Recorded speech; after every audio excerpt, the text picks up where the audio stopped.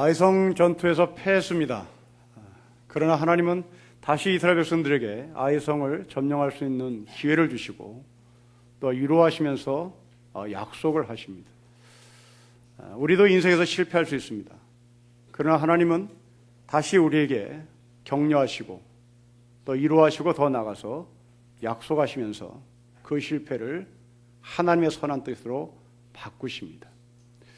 오늘 저는 이 본문의 말씀을 통해서 8장 전체에 나오는 이 매복이란 단어가 대체 어떤 의미를 가지며, 그리고 두 번째로 1절에 두려워하지 말라고 하신 하나님의 위로와 2절에 스스로 전리품을 취하라 라고 하신 이 말씀이 어떠한 메시지로 다가오는지 제가 묵상하고 같이 강의하도록 하겠습니다. 여호수아가 아이성 전투에서 패한 이유는 아이성을 얕잡아 봤기 때문에 그렇습니다. 한 수 아래로 봤는데 오히려 그 아이성은 한 수 위였습니다. C.S. 루이스라는 신학자가 이런 말합니다.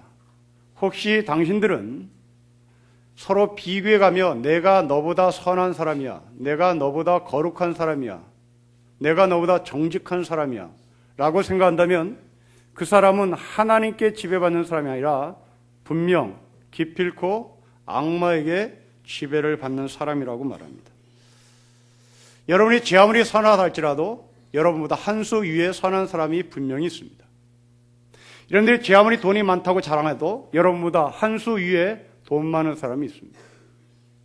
여러분들이 제 아무리 거룩을 자랑해도 여러분보다 한 수 위에 거룩한 존재가 있습니다. 우리는 남과 비교해서 내가 선해, 내가 거룩해, 내가 돈이 많아, 내가 똑똑해 라고 하는 이 사람이 정말 자기가 누구인지를 알 수 있는 유일한 방법은 임자를 만나야 합니다. 여호수아 이스라엘 백성들이 그 임자를 만났습니다. 자기네 힘으로 여리고성을 무너뜨렸기에 그들은 충분히 아이성도 무너뜨릴 줄 알았습니다. 그러나 그들은 역부족이었고 무너졌습니다. 이제 여호수아는 얼굴을 땅에 묻고 티끌을 뒤집어 쓰고 여호와 궤 앞에 무릎을 꿇습니다. 진정으로 임자를 만난 여호수아의 모습입니다. 1절을 보십시오. 우리 같이 한번 읽겠습니다. 시작. 여호와께서 여호수아에게 이르시되 두려워하지 말라, 놀라지 말라. 군사를 다 거느리고 일어나 아이로 올라가라. 보라, 내가 아이 왕과 그의 백성과 그의 성읍과 그의 땅을 다 너의 손에 넘겨줬습니다. 이렇게 티끌을 뒤집어쓰고 여호와 궤 앞에서 무릎을 꿇고 얼굴을 파묻었던 이 여호수아에게 하나님이 말씀하십니다. 두려워하지 말라고, 위로입니다.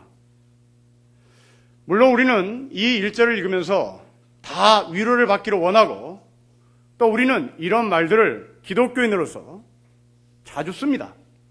그러나 문제는 영혼이 없이 쓴다는 데 문제죠. 암에 걸린 우리 귀한 지체가 있어 병원에 갑니다. 우리는 모두 다 하나님의 이름으로 위로합니다. 두려워하지 말라, 겁내지 말라 라는 말을 하죠. 저도 합니다. 사람이면 누구나 다 해야만 하죠. 이것이 인간이 갖는 기본적인 예의일 겁니다. 그러나 우리는 그 예의일 뿐, 더 나아가서 이 사람이 정말 두려움이 가시는 능력이 될까? 이 질문 앞에 저희는 확신이 없습니다. 그냥 하는 거죠. 인간의 기본적 예의입니다. 건강이 무너진 사람에게 두려워하지 마세요. 하나님이 함께 하십니다. 라는 이외에 더 이상 말이 없습니다. 저는 이런 본문을 만날 때마다 굉장히 괴롭죠. 암에 걸린 지체에게 두려워하지 말라고 설교를 합니다마는 저는 자신감이 없어요. 차라리 성경책 내려놓고 내가 멋진 기술을 가진 의사로서 그 암덩어리를 뽑아줬으면 좋겠습니다. 그러나 저는 힘이 없습니다. 절망하는 청년들에게 어느 서울대 교수는 아프리카 청춘이다 토닥토닥합니다. 네, 우리는 다 얘기할 수 있습니다. 3%, 5%, 7% 청년들에게 아프리카 청춘이야 참어 토닥토닥 인간의 기본적 예의입니다. 분명 그 서울대 교수도 이 아프리카 청춘이라는 책을 탈구하고 나서 마침표 찍을 때 내가 겨우 이것밖에 못 되는구나. 내가 저 청년들에게 뭔가를 줘야 하는데, 저 청년들에게 뭔가를 정확하게 줘야 하는데 그냥 아프리카 청춘이야 하고 토닥토닥거리는 자기의 심리학자로서의 한계 앞에 무릎을 꿇고 굉장히 자괴감을 느낄 겁니다. 자, 그러면 오늘 하나님은 그렇게 서울대 교수처럼, 아니 우리가 인간의 기본적인 예의를 갖추는 것처럼 그렇게 두려워하지 말라라는 립 서비스를 하는 것일까? 1절을 보시면 절대 그렇지 않습니다. 여러분 1절을 다시 보십시오. 1절은 전반부에 우리가 기본적인 예의를 갖추는 그 두려워하지 말라라는 위로, 소위 립 서비스 같은 말을 하십니다. 그러나 1절 하반부에 보면 약속을 합니다. 아이성을 너희 손에 넘겨 주었다라는 약속입니다. 두려워하지 말라, 겁내지 말라, 아이성에 올라가라. 그러면 이 아이성이 너희 손의 것이 너희 손에 들어올 것이다 라고 미래형으로 말씀하신 것이 아니라 너의 손에 넘겨 주었다고 얘기합니다. 여러분, 신학과 인문학의 차이입니다. 인문학은 전반부는 얘기합니다.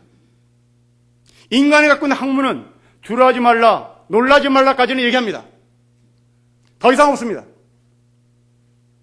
그러나 신학은 인문학을 뛰어넘습니다. 약속합니다. 책임을 집니다.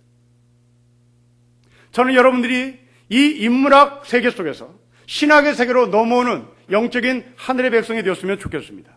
여러분들이 두려워하지 말라, 놀라지 말라, 이 막연한 립 서비스가 아니라 놀라지 말라, 두려워하지 말라라는 구체적인 책임과 약속과 언약과 보증과 확신과 내가 책임지겠다고 하시는 이 하나님의 언약은 인문학이 제공 못합니다.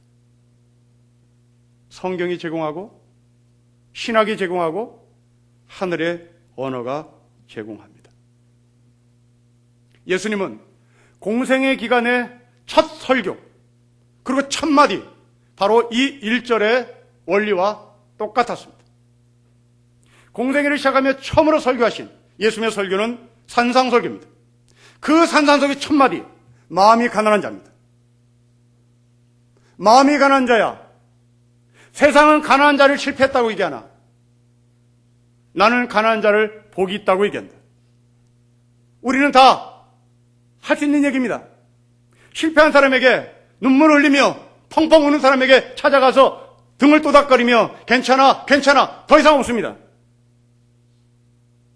그러나 예수님을 보십시오. 마음이 가난한 자 복이 있다. 그리고 끝나는 것이 아니라 마음이 가난한 자는 복이 있는데 그 복이 뭐예요? 하고 하나님께 묻자 천국이 너희 것이야 라고 말합니다. 여러분 1절 하반부에 보십시오. 이스라엘 백성들에게 하신 약속입니다. 아이성이라는 땅, 그의 땅, 그들의 땅이 너희 것이다. 바로 땅입니다. 이 땅이 이스라엘 백성들에게 걸머줄 것이고 이스라엘 백성들은 여기서 하나님의 뜻에 맞게 나라를 건설해야 합니다. 바로 그 나라는 천국입니다. 1절과 예수님의 산상설교는 똑같은 원리를 갖고 있습니다. 천국은 하나님이 통치하시는 나라입니다. 우리는 대한민국을 갖고 있습니다. 대한민국은 주권이 국민에게 있습니다. 국민이 주인입니다.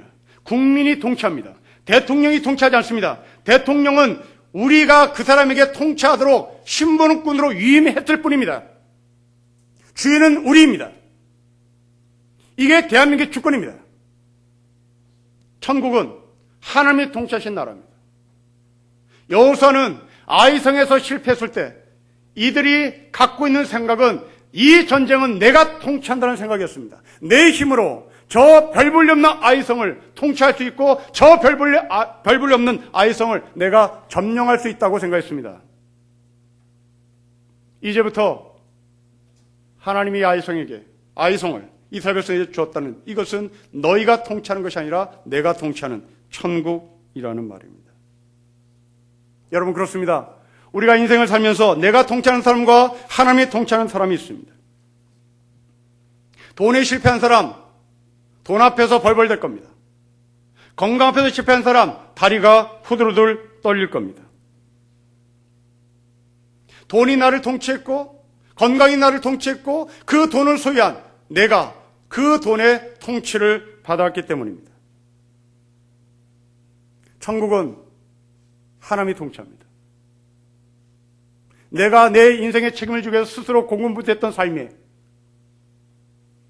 지원군이 한 번 들어옵니다. 아군이 한 번 들어옵니다. 친구가 들어옵니다. 동역자가 들어옵니다. 동반자가 들어옵니다. 바로 그분이 하나님이십니다. 자전거를 처음 뵐 때를 기억해 보십시오. 여러분들이 제 아무리 자전거를 잘 타려고 페달을 밟아도 여지없이 쓰러집니다. 그러나 누군가가 뒤에서 내가 붙잡아 줄 테니까 안심하고 페달을 밟아보세요. 신기하게 자전거는 나갑니다. 동역자가 있었기 때문입니다. 페달을 밟는 나는, 앞을 바라보는 나는 뒤에 누군가가 나를 잡고 있다는 것을 보지 못합니다. 그 사람이 놨을 수도 있고 그 사람이 붙잡을 수도 있습니다. 그러나 우리 심리 가운데는 누군가가 뒤에서 내 자전거를 붙잡아 준다는 이 안도감과 의지가 우리를 작동시킵니다. 그리고 그 자전거는 앞으로 나아갑니다. 복음은 바로 이런 것입니다. 보이지 않는 하나님이 나를 붙잡고 계십니다. 내 뒤에서 나를 붙잡고 내 인생길을 밝히 보여줄 수 있도록 가라고 격려하고 위로하는 겁니다. 저는 여러분 가운데 실패한 인생이라고 생각하는 분들에게 이 1절을 드립니다. 아프니까 청춘이다.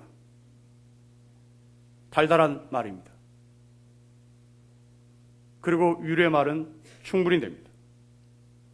그러나 이 아프니까 청춘이라를 신학적 표현을 해보면 이렇습니다. 아픈 청춘들아, 나라가 책임질 테니 마음껏 아파라. 이것은 인문학자가 할 수 없는 말입니다. 이 땅의 정치 지도자들이 하나님의 마음을 가졌다면 청춘들아 아프지? 계속 아파라. 책임은 내가 진다. 이게 이 땅의 하나님의 마음을 가진 정치 지도자가 해야 할 말일 겁니다. 그러나 이 땅의 정치 지도자들도 신뢰 없고 확신이 없으니 조금만 참어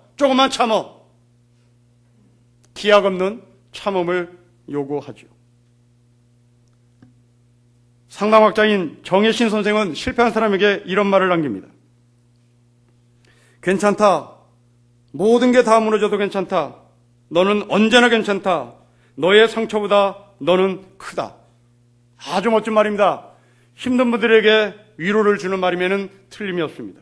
그러나 저는 이 정희신 선생의 말을 1절을 근거로 해서 이렇게 표현해보면 좋겠다 싶습니다. 괜찮다. 모든 게 다 무너져도 괜찮다. 너는 언제나 괜찮다. 너의 상처보다 너는 더 크다. 여기에서 신학적 영역으로 발돋움합니다. 너를 창조하신 하나님은 너의 모든 것을 알고 계신다. 하나님은 너를 반드시 책임지신다. 정희신 선생은 너가 크다고 얘기하지만 하나님은 그 크게 만드신 하나님이 너를 책임지신다고 말씀합니다. 저는 여러분들이 인문학적 세계에서 하늘의 세계로, 영적인 세계로, 확신의 세계로, 약속의 세계로, 언약의 세계로 성숙과 성장 있기를 주의 이름으로 축복합니다. 여러분 2절입니다. 같이 읽겠습니다. 시작. 너는 여리고와 그 왕에게 행한 것 같이 아이와 그 왕에게 행하되 오직 거기서 탈취할 물건과 가축은 스스로 가지라. 너는 아이성 뒤에 복병을 둘지니라 하셨습니다. 여러분 여리고성과 아이성 전투의 차이입니다. 여리고성 전투에서는 전리품을 모두 다 하나님께 바쳐야 된다고 명령합니다. 거기에 아간이라는 사람이 손을 댔기에 이 아간은 죽습니다. 그런데 아이성에서는 전리품을 스스로 취해도 된다라고 말씀합니다. 왜 그랬을까? 이 질문에 답을 얻기 위해서 저는 여러 가지 참고 서적들을 다 뒤졌습니다. 대부분의 해석은 이랬습니다. 여리고성 전투와 그리고 아이성 전투에 요구되는 하나님의 명령이 다 다른 것은 다양하게 일하시는 하나님이라는 것을 설명하기 위함이야 라고 적혀 있었습니다. 저는 그들의 해석을 부정하는 것은 아니나 그렇다고 이런 해석에 맞장구 치고 싶은 마음은 없습니다. 도대체 이건 뭘까? 다양하게 일하시는 하나님에 대한 이야기를 하려고 하는 것일까? 저는 성에 차지 않았습니다. 다시 본문을 읽었습니다. 답을 찾았습니다. 여러분 2절, 4절에 나오는 단어입니다. 2절 하반부에 보면 가축을 스스로 가져라는 말이 나옵니다.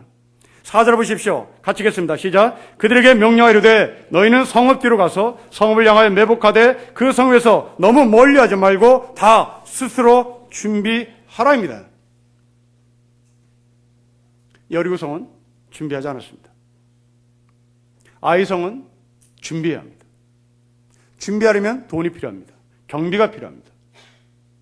순서는 바뀌었을 것입니다. 먼저 돈을 쓰고 아이성에 나오는 전리품으로 그것을 충당하라는 얘기겠죠. 돈이 필요했기에 그 돈을 충당시키시는 하나님의 배려, 하나님의 약속입니다. 자, 그러면 우리는 다시 이 두 개의 전투를 비교해 봐야 되겠습니다. 왜 여리고 성에서의 전투를 하나님께서 전리품 모두 다 하나님께 바치라고 하는 것일까? 이 여리고 전투는 이스라엘 백성들이 처음으로 치르는 전투입니다. 이스라엘 사회에서 처음 것들, 처음 열매, 첫 아들, 첫 태생, 그들의 문화는 이 모든 것들이 하나님의 것입니다. 여리고 성의 전투는 바로 광야 40년이 끝난 후 이들이 치르는 처음 전쟁입니다. 첫 열매입니다. 그것은 이스라엘 것이 아닙니다. 하나님의 것입니다. 우리 아이들이 고등학교를 졸업하고 대학에 입학하기 사이 한 두세 달 겨울방학 동안에 아르바이트를 했습니다. 난생 처음으로 큰 돈을 받아본 거죠. 그 돈을 들고 집으로 돌아왔습니다. 아주 의기양양했죠. 이 돈을 들고 들어온 아이들에게 우리 부부는 얘기했습니다. 너 이 돈 헌금할래? 너가 필요한 곳에 쓸래? 당연히 아이들은 말을 못하죠. 얼버무립니다. 쓰고 싶은데 아빠 아빠 눈치 봐서 쓸 수는 없고 아주 딜레마에 빠졌습니다. 저희는 이 아이들에게 너희가 아르바이트를 해서 난생 처음 100만 원 이상의 돈을 받아본 이 돈을 헌금해야 되는 100% 헌금해야 되는 이유에 대해서 말을 했습니다. 두 말 없이 했습니다. 도대체 어떻게 말했길래 너는 목사의 아들이니까 해야 된다? 그렇게 말했겠습니까? 아닙니다. 그럼 성경 말씀대로 이것은 처음의 열매니까 이건 하나님의 것이야 라고 얘기했을까요? 그들은 그것이 무슨 말인지 그들의 지혜와 그들의 지식 수준에서 이해할 수가 없습니다. 그러면 너 맞고 할래? 그랬을까요? 그렇지도 않았습니다. 도대체 무슨 말을 이렇게 그 100여만 원 이상의 돈들을 갖다 바쳤을까요? 이렇게 얘기했습니다. 너가 우리 집에서 밥 먹고 살려면 내 말을 들어야 한다. 이번에 안 하면 너는 앞으로 취직해서 돈을 벌 것이다. 그 취직해서 처음 얻은 돈을 할래? 지금 할래? 어차피 아빠 엄마는 지옥 끝까지 너를 반드시 하게 만들 거니까. 여기에 게임 끝났습니다. 대학 졸업하고 첫 봉급, 아르바이트에서 번 돈, 액수로 따지면 거의 3배 될 겁니다. 4년 후에 5년 후에 3배를 갖다 낼래? 지금 할래? 산수 못하는 밥은 없을 겁니다. 여러분, 왜 하나님께 이 첫 열매를 바쳐야 되는 것일까? 진지하게 물어야 합니다. 사람은 누구나 다 처음 것에 대한 애착이 있습니다.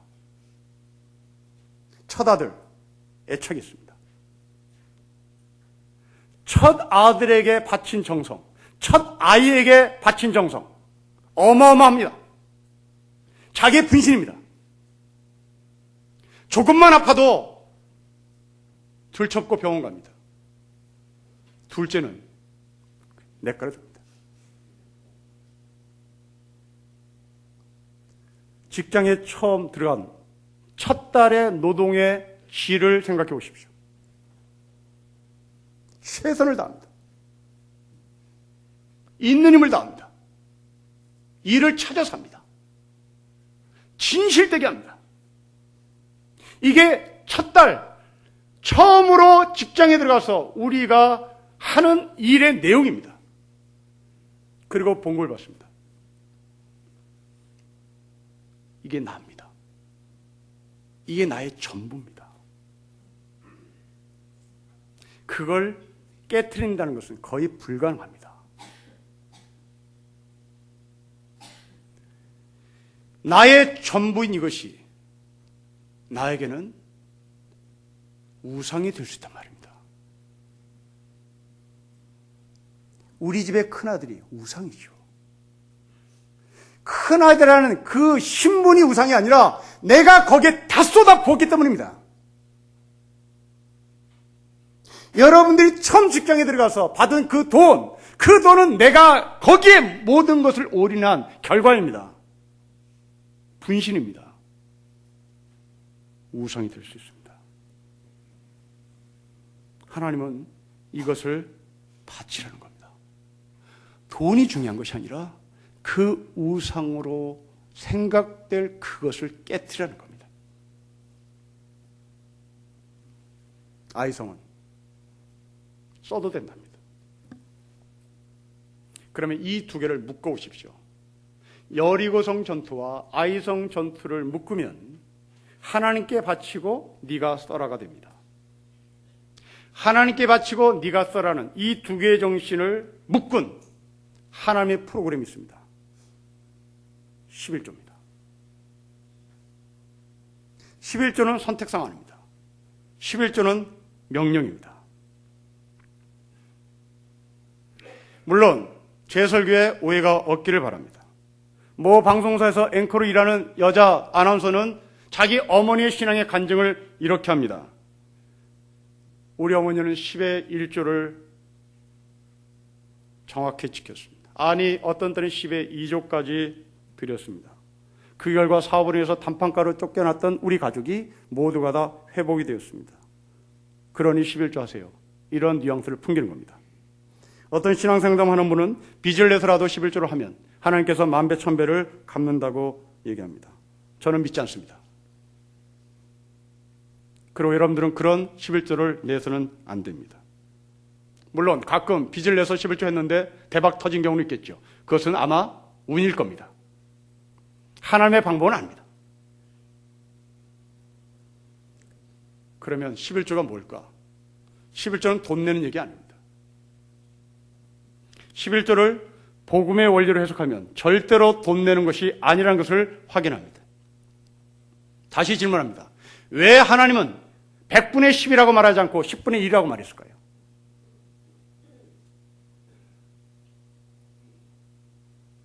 여러분 10이 뭘까요? 10은 완전수입니다.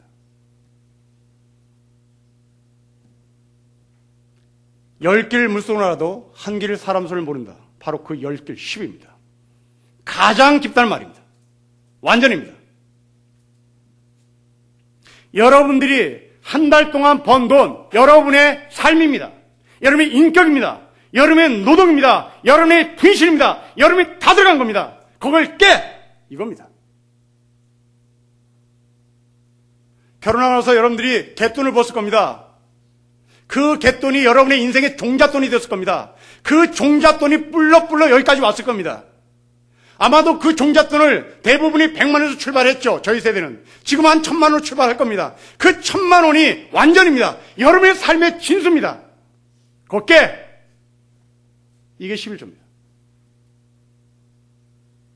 돈 내는 거 아닙니다. 돈 놓고 돈 먹기 아닙니다. 사도 바울은 이 11조 정신을 로마서에서 너희의 몸을 거룩한 산제물로 드려라 라고 얘기합니다. 돈을 드리는 게 아닙니다. 네 몸을 드리는 겁니다. 11조는 돈을 드리는 게 아닙니다. 내 몸을 드리는 겁니다. 내 전부를 깬다는 말입니다.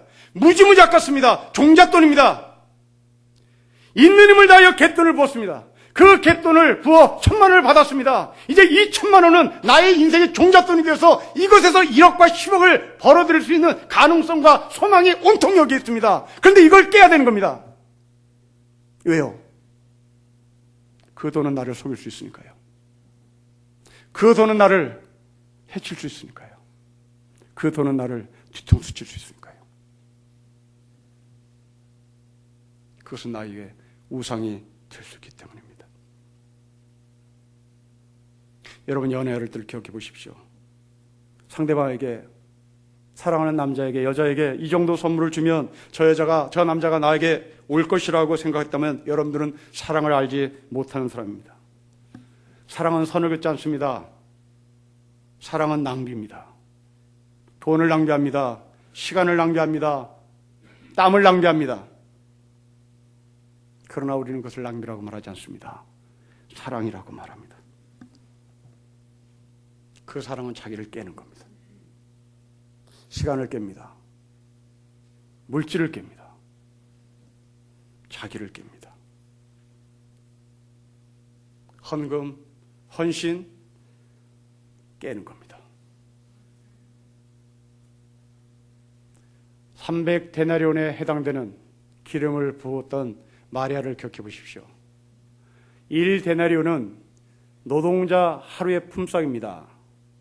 지금 300데나리온은 이제 65일만 채우면 목돈 되는 겁니다.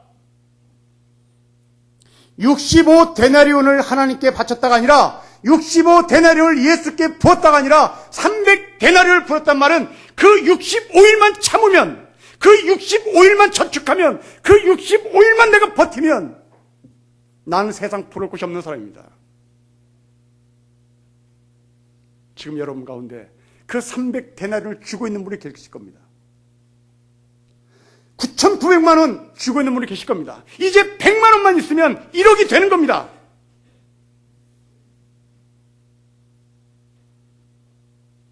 그걸 마리아가 깹니다. 왜요? 마리아는 자기 자신을 믿지 못했던 사람입니다.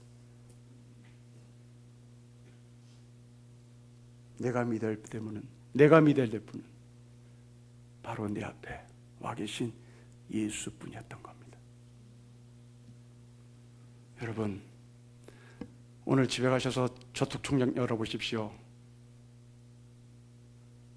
10만 원이 부족해, 100만 원이 부족해, 이것만 채우면 나는 발 뻗고 잠을 잔다. 그 돈이 여러분 뒤통수를 친다는 사실을 기억하십시오. 수백억을 띵한 검사 출신 변호사를 보십시오. 이 한 건만 더하면, 이 한 건만 더하면, 이 한 건만 더하면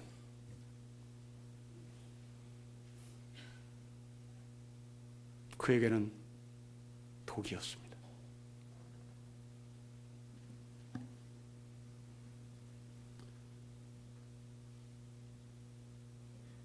사랑하는 성도 여러분, 헌금하시고 나머지 돈으로 생활하십시오. 오늘 헌금 바구니에 돈을 넣을 때 손이 덜덜덜 떠는 사람은 제대로 헌금하는 겁니다. 내 몸이 들어가는 겁니다. 아까워 죽겠습니다. 내 핏덩어리가 들어가는 것 같습니다. 그렇게 헌금하는 사람은 진짜 헌금하는 겁니다.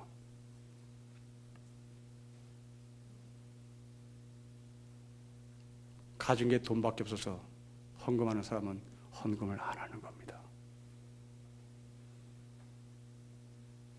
여러분, 새끼손가락을 찢는 마음이 곧 헌금인 것이죠. 하나님은 여리고성은 하늘의 것이고 이제 그 나머지는 너희들이 써도 된다는 이 원리를 우리에게 가르쳐 주시며 우리에게 도전합니다. 세 번째입니다. 2절입니다. 같이 읽겠습니다. 시작. 너는 여리고와 그 왕에게 행한 것 같이 아이와 그 왕에게 행하되 오직 거기서 탈취할 물건과 가축은 스스로 가지라. 너는 아이성 뒤에 복병을 둘지니라 하셨습니다. 복병입니다. 7절에 매복입니다. 9절에도 매복입니다. 8장 전체에 매복이 10번 이상 나옵니다.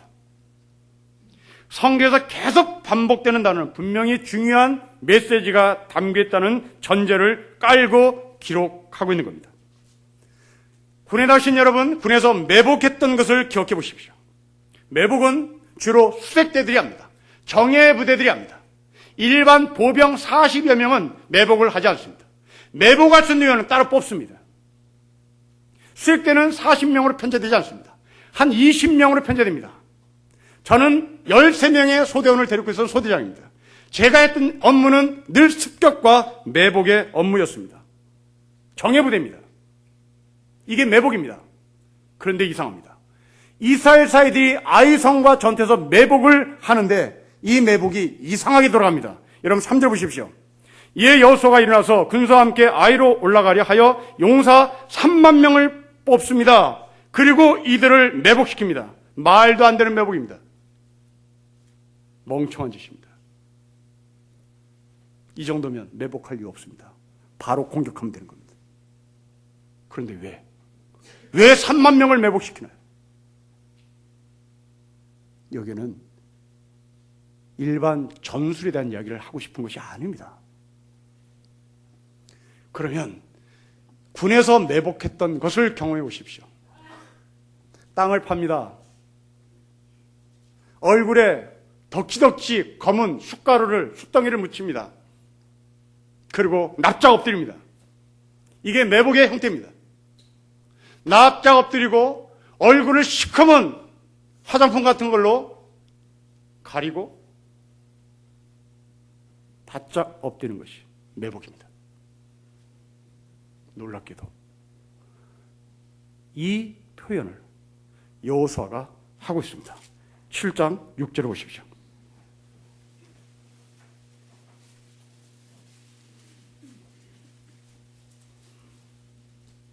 여호수아가 옷을 찢고 이스라엘 장로들 함께 여호와의 궤 앞에서 땅에 엎드려 머리에 티끌을 뒤집어 쓰고 매복한 병사들에게 검은 화장품으로 얼굴을 위장하듯이 그리고 저물도록 엎어져 있습니다.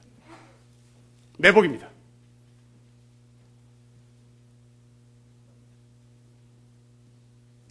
(3만 명이) 매복을 했다는 말은 곧 낮아지겠다는 말입니다. 아이성 전투는 낮아짐으로 하는 전투입니다.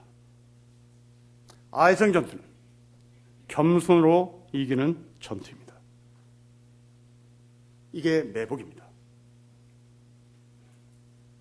매복은 힘 있는 군인이 하지 않습니다. 매복은 힘없는 군인들이 합니다. 힘 있으면 공격합니다. 그런데 역설적이게도 힘 있는 3만 명이 일부러 매복을 합니다. 진정한 겸손입니다. 진정한 겸손은 힘이 없는 사람이 비굴하게 손을 비비는 게 아닙니다. 진정한 겸손은 힘 있는 사람이 힘없는 자리에 내려오는 겁니다. 우리 하나님은 하늘의 자리를 버리고 이 땅에 매복하러 오셨습니다. 이 땅에 낮아짐을 오셨습니다. 이 땅에 겸손의 모습으로 오셨습니다. 사도 바울은 이 하늘의 자리를 버리고 이 땅에 내려오신 매복의 하나님을 자기의 삶에 적용합니다. 나나 게바나 아볼로나 다 성도들의 것이라고 고백합니다. 물건입니다.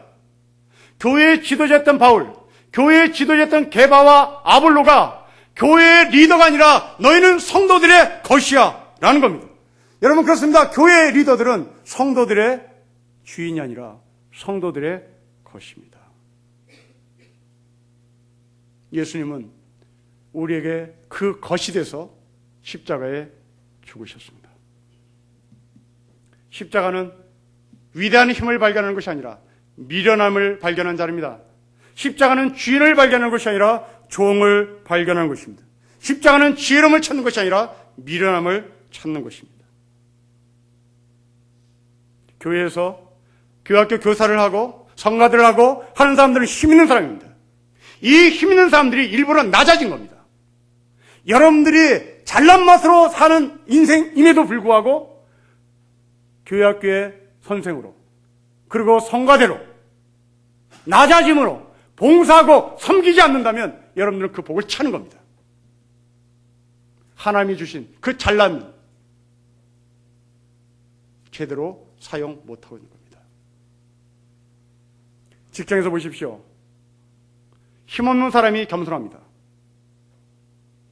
그러나 우리는 그 사람들을 겉으로는 립서비스로 겸손하다고 말하지만 속으로는 비굴하다고 얘기하죠.